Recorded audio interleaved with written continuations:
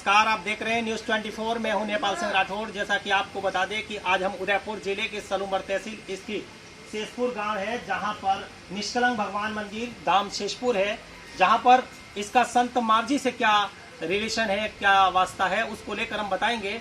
ये जो भूमि आप देख रहे हैं, ये संत मावजी की आखिरी सांस की समाधि की भूमि है।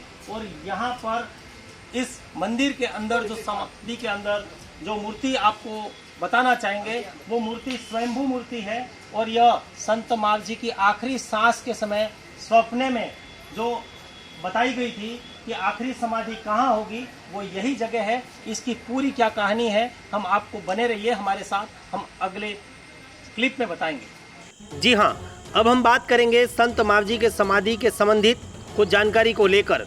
इससे पहले कि हम आपको बताना चाहेंगे कि संत मावजी कृष्ण अवतारी के रूप में माने जाते हैं, जिनका जन्म साबला क्षेत्र के अंतर्गत हुआ एवं उनकी माता का नाम केसरबाई, पिता का नाम दाड़म ऋषि, वहाँ जन्म हुआ। लेकिन जब वे वागड़ क्षेत्र से संत मावजी महाराज मेवाड़ क्षेत्र की ओर प्रस्थान किया तो उदयपुर जिले के अंतर्गत निकट जलारा के पास समोड़ा गांव ठहरे। तत्पश्चात शेषपुर से नाहरजी एवं जोराजी इटवाल ब्राह्मण समाज के व्यक्ति संत मावजी महाराज को अपने गांव ले गए। तब संत मावजी महाराज ने अपनी जीवन की अंतिम और आखिरी सांस शेषपुर गांव में ली, ऐसा बताया जा रहा है। तत्पश्चात संत मावजी के दाह संस्कार को लेकर भक्तजनों में आपस में झगड़े टंटे पर उतारू होने लगे। तब एक व्यक्ति बूढ़े को एक स्वप्न दिखा।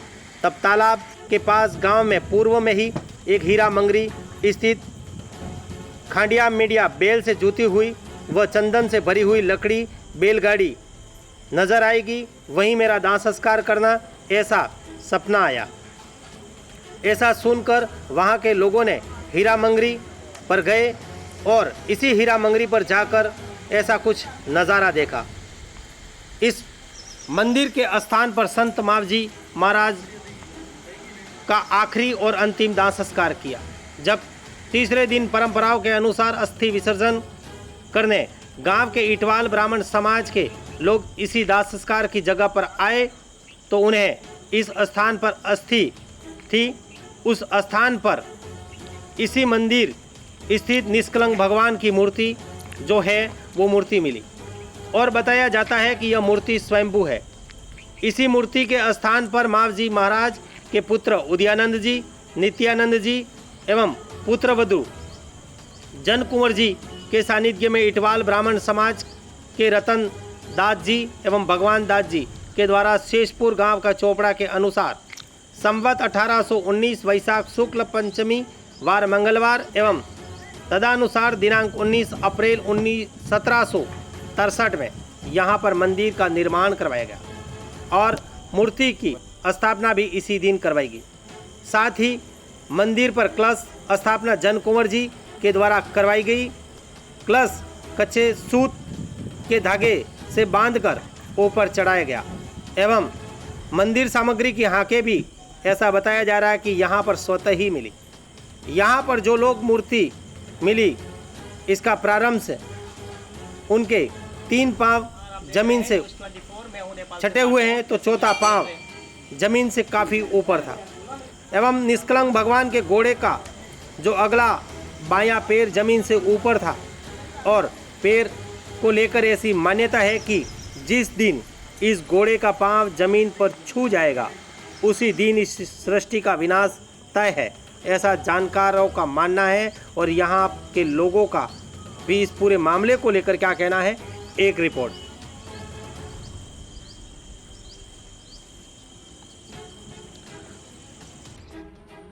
बेणेश्वर धाम के जो संत मावजी हुए, उनका शेषपुर धाम से क्या संबंध रहा, उसके बारे में बताइए। हाँ जी, बेणेश्वर धाम के जो संत मावजी महाराज आप बोलते हैं, वो मावजी महाराज संत नहीं है, परमपिता परमेश्वर खुद परमात्मा है। जो इनकी स्तुति में लिखा हुआ है, भूला दे ब्रह्मा विष्णु मल्या शंकर को पण काम नहीं, पात्र मल्या देवता ऋषियों को भी मालूम नहीं। जब मावजी महाराज आए थे किसी देवता को कुछ मालूम नहीं हुआ। जब वृंदावन जैसा हमारे बेणेश्वर को वेल वृंदावन बोलते हैं, वृंदावन में आधा रास पूरा करके बेणेश्वर धाम पे आए और वो आधा रास बिनेश्वर धाम पे किया है, कृष्ण अवतारी है। उनको बोले माव जानी मत भूलियो, नहीं है मानव को अंश, गोकुल में गोवर्धन तोलियो ने मामो मारियो कंस। ये मावजी महाराज है, त्रिलोकी नाथ है। ये साबला माता केसर जी के खुद से जन्म लिया है, पिता दाड़म ऋषि है, उनका गांव साबलापुरी है और उनकी गादी भी साबलापुरी में। आज तक 9 गादियां उनके हो गई है। उनके 2 पुत्र थे, 4 रानियां थी उनकी, 2 पुत्र थे, उदयानंद जी, नित्यानंद जी। और उदयानंद जी की धर्मपत्नी जन कुंवर जी माता जो पानगावड़ा गांव के थे, वो जबकि मावजी महाराज ने कई संतों को सपने में बोला कि मुझे वहां पे आना है, तो हमारे पिताजी, हमारे बाप दादा नारजी ठाकर और जोरा जी दोनों को सपना दिया कि मैं आपके पास आ रहा हूं। तो परमात्मा ये समोड़ा गांव के अंदर आए और समोड़ा से सपना दिया था। हमारे पिताजी वहां पे नारियल लेके गए, उनके साथ में 2 बाटा भी थे भक्त। ये चारों भक्त उनको लेने के लिए गए, वहां लेके आने के टाइम पे पालकी में बिठाया और आए तो यहाँ पे पीछे एक रास्ता था। कुछ लोग ने विरोध किया कि यहाँ से इस बाबा जी को नहीं जाने देंगे, तो भगवान ने बोला कि नहीं जाने कोई बाधा नहीं, लेकिन अपन इस तरफ से निकल जाएंगे। तो दूसरे दरवाजे से निकले, तो दरवाजे के अंदर आते ही अंदर हमारा माँ जगदम्बा का मंदिर है। तो पूछा कि भाई ये किसका मंदिर है, तो हमारे दादा ने बोला कि ये हमारे ठाकुर जी का मंदिर है। बोले नहीं नहीं ऐसी बात नहीं है, ये तो किसी और भाई अंदर है। तो बोला कि ये कुल देवी हमारी पीठर माँ है। बोले रखो इधर, मुझे अंदर ले जाओ। तो जब कुल देवी पीठर माँ को अंदर ले गए और 4 संत ये जीवनदास जी, कीरदास जी और मावजी महाराज और ये अपना नारजी ठाकर जोरो जी, ये 5 आदमी अंदर गए, बाकी सबको बाहर रहने दिया। और भगवान मावजी महाराज ने देवी को बोला, हे देवी जाग, मावा धनी आया है। तो उस टाइम पे हमारे मावजी महाराज ने हमारी जोग माया के एक मंत्र बनाए और मावजी महाराज ने उस टाइम पे मंत्र बोला, जगदम्बा तू जाग जाग जाग।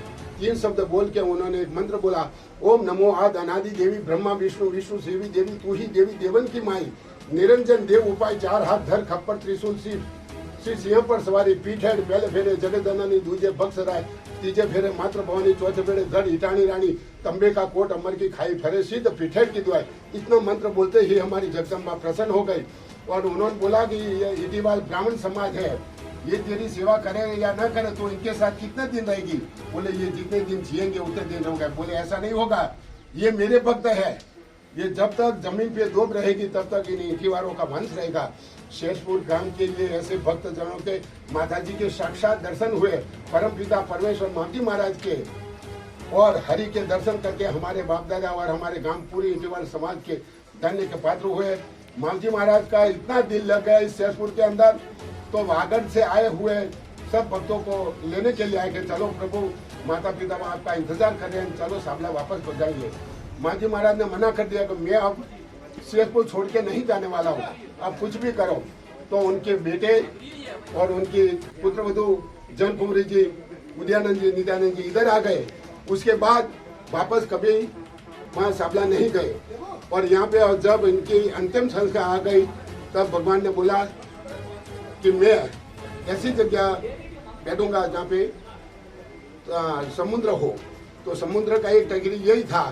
तो इसके बीचों बीच कुछ लड़ाई हो गई, हिंदू मुसलमान में, वागड़ में, सब में। वो बोलते मैं ले जाऊँ, वो बोले मैं ले जाऊँ, लेकिन दाह संस्कार के लिए।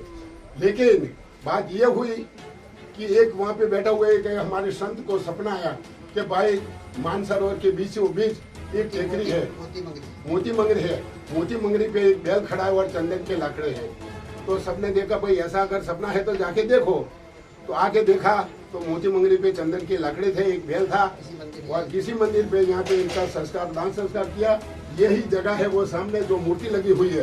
दान संस्कार करने के बाद तीसरे दिन पे जब अपन पुष्प लेने के लिए जाते हैं हटिया, तो उस दिन ये स्वयं मूर्ति यहाँ से ही निकली है।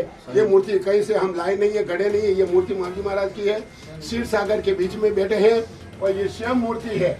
और आज दिन तक जब बैठी तब उनके घोड़े पे थोड़ा पैर अदर था, तो वो आज दिन तक अभी पूरा हुआ नहीं। लेकिन वाणी में ऐसे लिखे हैं कि जिस दिन पृथ्वी पे इसका पैर लगेगा उस दिन पृथ्वी हाहाकार मच जाएगी। बोलो निष्कलंक भगवान की जय। न्यूज 24 पब्लिक लाइव चैनल को सब्सक्राइब, लाइक और शेयर